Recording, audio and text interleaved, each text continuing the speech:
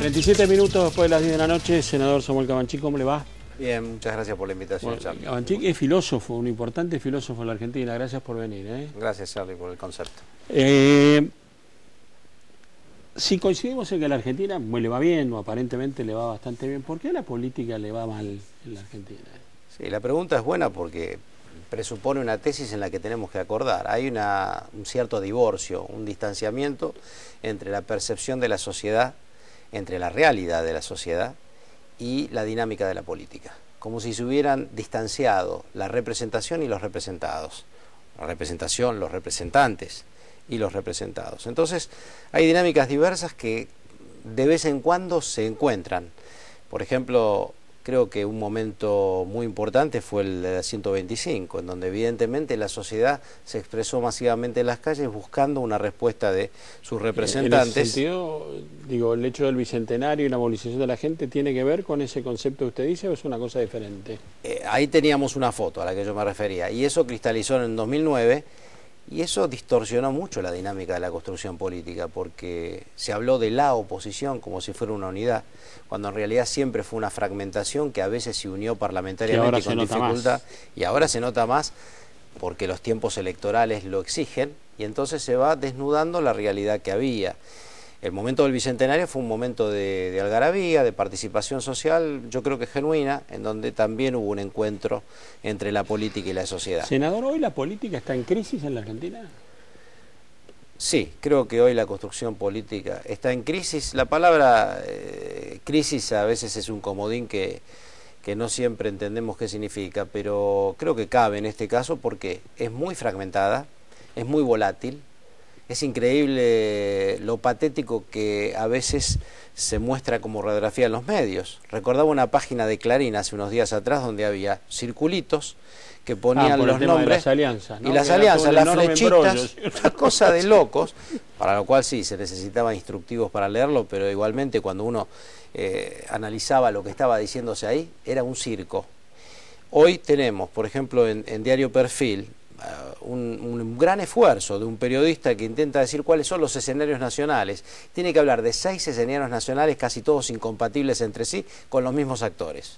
Eso muestra que no hay una construcción coherente. Digo, usted, no sé, digo, la verdad estoy aprovechándome del hombre pensador, como usted se dice, el contemplador. Aproveche tranquilo, Charlie, es un gusto para mí. El contemplador, digo, ¿usted se hubiera imaginado hace 3 meses atrás o 4 Alfonsín y el Colorado Narváez en un mismo espacio? Sí, me lo hubiera imaginado. Entonces yo pregunté, sorprendido, no era así. No.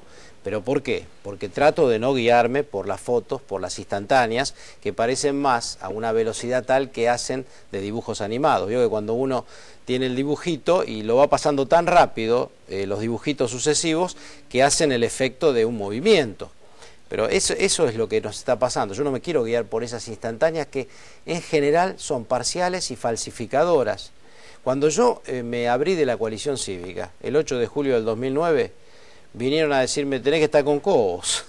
Otros venían a decir, bueno, pero no te vayas del acuerdo cívico. Claro, lo ubicaban, salió en esquema, lo querían ubicar en otro esquema. Inmediatamente había que ubicarse en un esquema que todavía no estaba ni siquiera armado.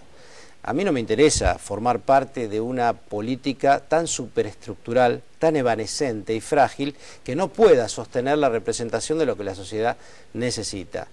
Hoy se van aclarando los panoramas porque el calendario electoral exige, y vamos a un escenario de 3 espacios en la nación y 3 espacios en la ciudad. ¿Los espacios cuáles son? El Frente para la Victoria claramente dominando el escenario nacional y con chances en el escenario de la ciudad.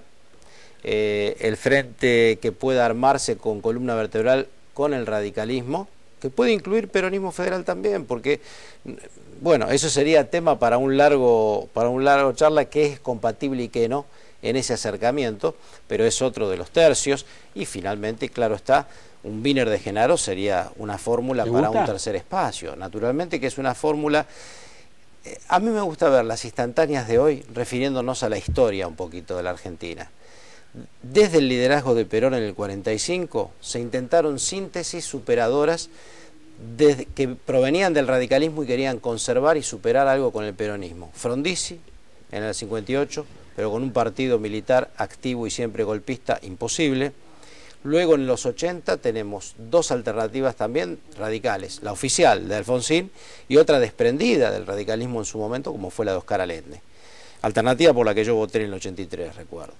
Y bueno, esas alternativas no fructificaron en la gran síntesis que nos debemos, que tenga república y democracia, que tenga desarrollo nacional y que tenga inclusión social siempre ascendente, siempre en expansión.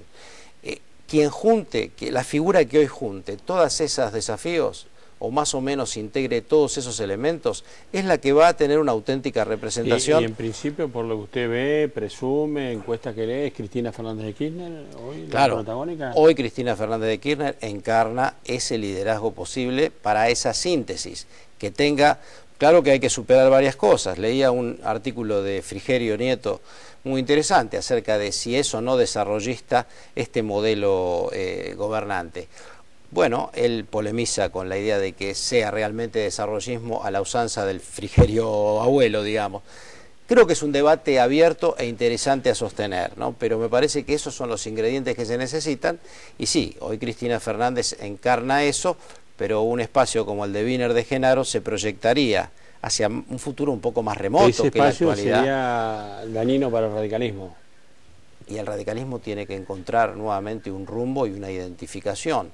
Lo que le permitió a Alfonsín, al menos intentar a esa síntesis superadora a la que me referí, el famoso tercer movimiento histórico, fue que su bandera auténtica, su identidad, era también la identidad del pueblo en ese momento. La democracia y la república eran necesidad número uno. Hoy no tiene la misma impronta, porque son, entre otras cosas, cosas ya conquistadas. Ahora, pero ¿cuál es la necesidad, según usted, de la sociedad argentina hoy? ¿Más inclusión, menos pobreza? Totalmente. No vamos a creerle a los índices del INDEC. No, estamos hablando... Con los índices reales, evidentemente la pobreza es importante, y es estructural, es permanente, y eso no puede ser. No puede ser en un país que tiene semejante capacidad de desarrollo y actualidad también de desarrollo, porque tenemos un sector agropecuario dinámico. El empleo no crece, el empleo industrial no crece en la medida en que tiene que crecer en la Argentina. Entonces, pese a que a la industria le va bárbaro. A la industria le va bárbaro, pero sigue siendo una industria que no genera la mayor cantidad de empleo nuevo. Todavía es el Estado, la administración pública, la que genera la mayor cantidad de empleo nuevo. Por eso hay desafíos por venir inmediatos, tienen que ver con un mayor desarrollo nacional para mayor inclusión, con trabajo, educación, cultura. Las etiquetas de siempre son necesidades reales. Estuve leyendo este fin de semana el libro que recién apareció, El Flaco, de Feynman, de José Pablo Feynman. Y una de las cosas que Feynman le recomendaba a Néstor Kirchner era romper con el peronismo, superarlo. ¿Usted la ve a Cristina Kirchner en un camino como ese? Yo creo que, no sé si es romper con el peronismo bueno, exactamente, pero de alguna manera hay una profundización, una modificación de la cultura peronista actualmente. Yo creo que la fractura que hay entre lo que se llama peronismo federal y el Frente para la Victoria es acaso la fractura más seria que ha tenido el peronismo en los últimos años, ¿no? Que no ocurrió en la época entre neoliberal. El Frente de la Victoria y el peronismo federal. Por lo tanto, ahí hay evidentemente una decisión que tal vez sea definitiva, o por lo menos que vaya a durar bastantes años en la Argentina. Con eso de premisa, con la inclusión de sectores de izquierda que no son de origen peronista, que está haciendo también el partido gobernante, en fin, yo creo que hay elementos para pensar en una renovación, pero hay que ver cómo termina esto al final. Sabemos que el peronismo le cuesta sostener una identidad por mucho tiempo y la cambia constantemente. A mí me da la impresión, ¿no?, de que Cristina Kirchner en ese sentido parecería tener más decisión que Néstor Kirchner, por lo que yo le preguntaba. Ella, la vez que se reunió, creo la única vez se reunió con la conducción peronista, digamos, en Olivo, le dijo: con el peronismo solo no se puede, hay que agregar cosas. Yo creo que lo intentaron. Y me parece que lo está intentando, digo, ¿no? Lo intentaron superficialmente y a las apurones, me parece, con la concertación plural que significaba la alianza con Cobos. Eso fue muy superestructural y no trabajado desde la sustancia. Pero me parece que si se encamina seriamente a ese trabajo, yo creo que podemos tener una profundización de lo que sería una renovación de la política en la Argentina, para que no tengamos tantas fotos lábiles, tanto ruido y poca nuez, y tengamos realmente una política fuerte. Ahora, sin una sociedad fuerte es difícil tener política fuerte, y la sociedad argentina también es muy débil en su vocación participativa. Todavía somos muy pasivos. Bueno, yo coincido con usted, me da la impresión también es que tal vez de la política no se emitan las señales que la sociedad está esperando para poder participar. Digo, en realidad tampoco encuentra respuestas a algunas necesidades vitales que se le están planteando, la inseguridad, ¿no? Digo, sin ninguna duda. O sea, en verdad, el déficit siempre es más imputable a quien tiene una responsabilidad dirigencial que a la sociedad en su conjunto. Tiene que haber una dinámica, un círculo virtuoso en lugar del círculo vicioso, en donde todavía en parte estamos, ¿no? Samuel, fue un gusto enorme conversar con usted, le agradezco mucho. El gusto mío, hasta siempre.